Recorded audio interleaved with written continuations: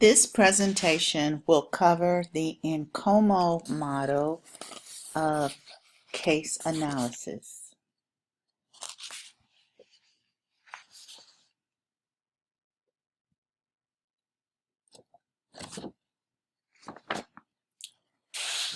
A case is a written description of events and activities that have taken place in an organization. Cases allow you to experience a different kind of learning by doing. They are intended to give you an opportunity to actively experience the reality and complexity of the issues facing practicing managers and human resources executives. While other disciplines like physical science allow you to test theories in a laboratory, performing a case analysis allows you to apply theories to specific organizational problems. The cases will help you develop your analytical and problem-solving skills.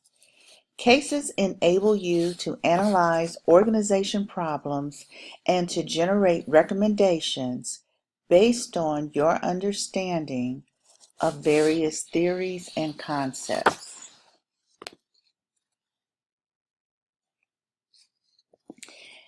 There are a number of possible approaches to analyzing a case. The most important point to remember is that case analysis involves decision making. There is no absolute right or wrong solution to a case problem. Your major task is to present a coherent and defensible analysis of the situation based on various theories. Just as managers in the real world must persuade their colleagues and superiors that their proposals are sound, you must persuade your instructor that your analysis of the case and proposed recommendations are best.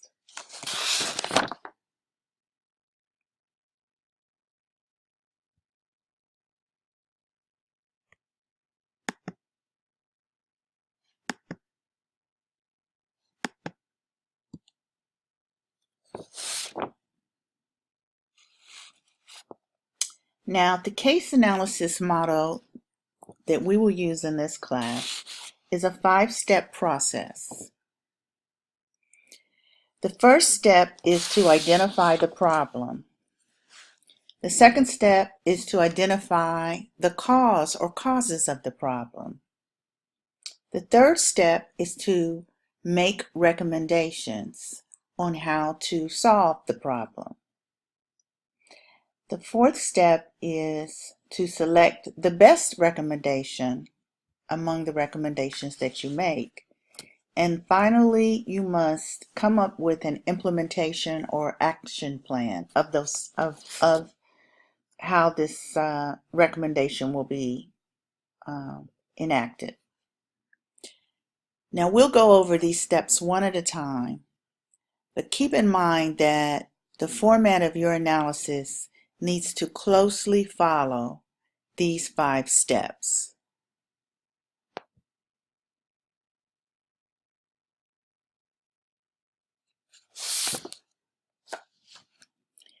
The first step is problem identification. In this step, your analysis needs to explicitly identify the major problem in the case. And you must do it in 1 or 2 clear and precise sentences, no more than 2 sentences.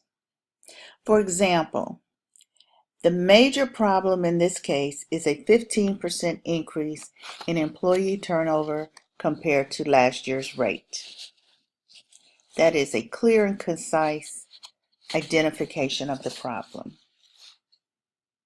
Herbert Simon, who received a Nobel Prize for his work on management decision-making, has defined a problem as a deviation from a standard. In other words, one way to identify a problem is to compare some desired state or objective with the actual situation. A problem or series of problems may prevent the organization from reaching its objectives or goals. A key point here is that in order to define a problem, there must be some type of standard for comparison.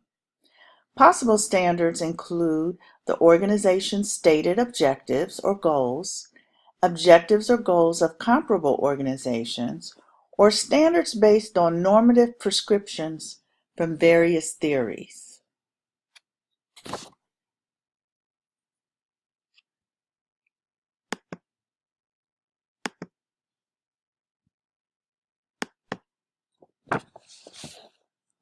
The second step is to identify the cause or causes of the problem. Before proposing recommendations, the decision maker must have a clear understanding of the underlying causes of the problem. Problems are usually embedded in a larger context.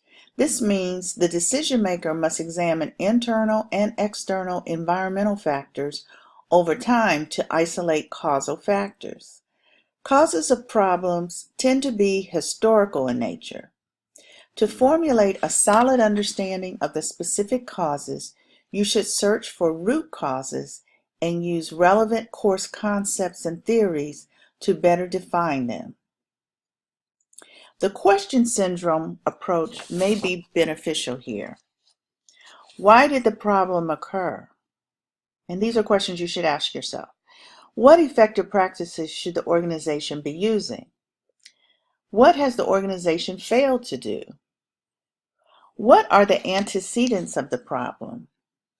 Posing these questions will help you to probe beyond the symptoms to the root causes of the problem.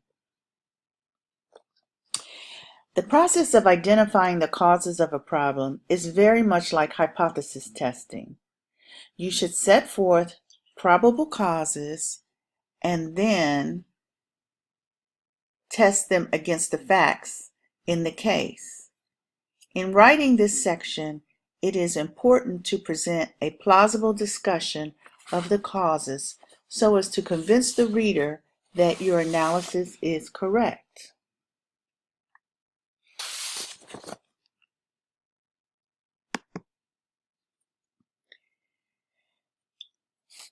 Now we're at the recommendations step. This step involves developing recommendations and evaluating their contributions to resolving the problems identified. Proposed recommendations should be consistent with the problems and causes identified. You should attempt to develop at least 3 possible recommendations. For many cases, you may be able to propose more than 3. List each of your recommendations and the advantages and disadvantages associated with each problem, with each recommendation. Keep the following criteria in mind as you evaluate your recommendations: time, constraints, feasibility, cost, contribution to meeting the organization's objectives, and possible negative side effects. Developing a list of good recommendations involves creativity and avoiding preconceived attitudes and assumptions. It may be useful to brainstorm possible recommendations before weighing their advantages and disadvantages.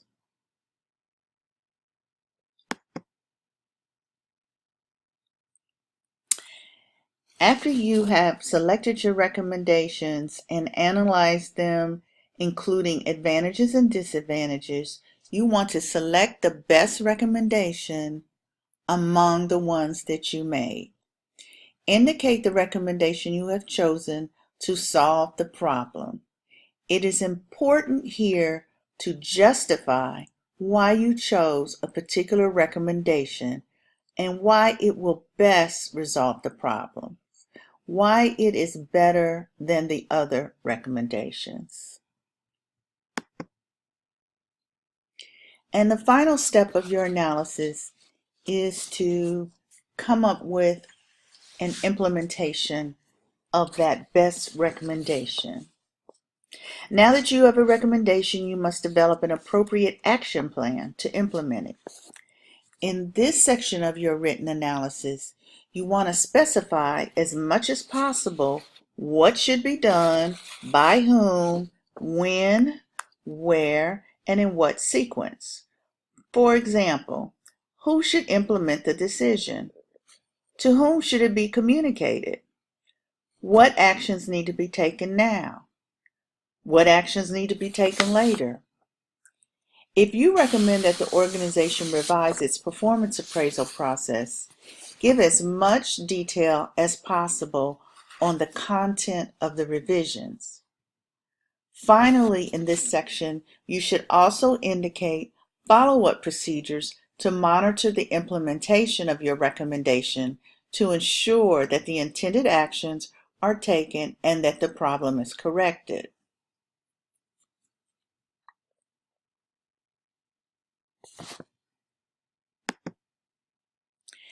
Now, this is an outline of the Nkomo HRM analysis. HRM stands for Human Resource Management.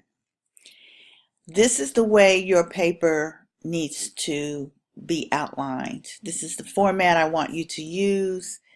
If I were you, I would design a template with these sections so that you won't leave anything out, and you can look at it and make sure you go in and fill in all of these pieces.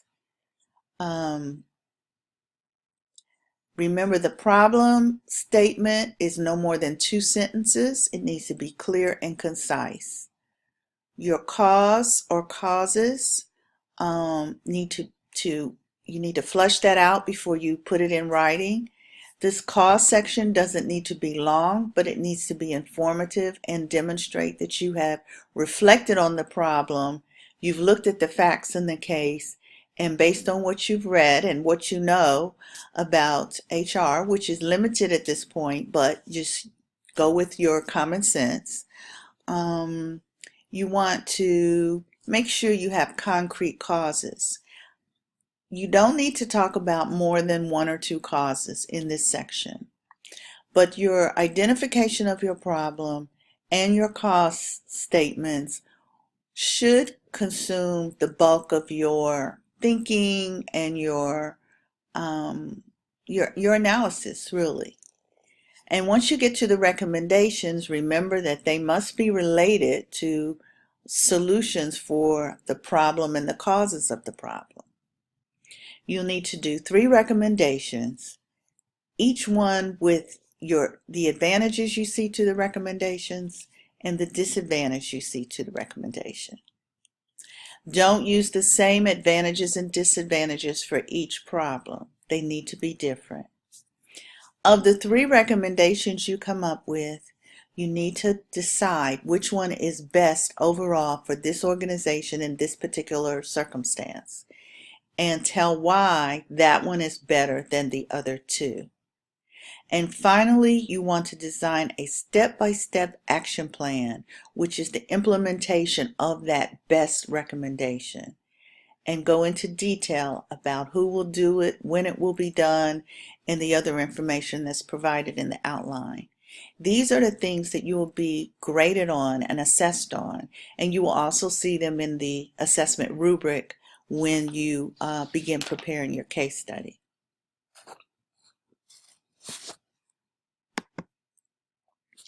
Now, there are some pitfalls in analysis, and I just want to mention them.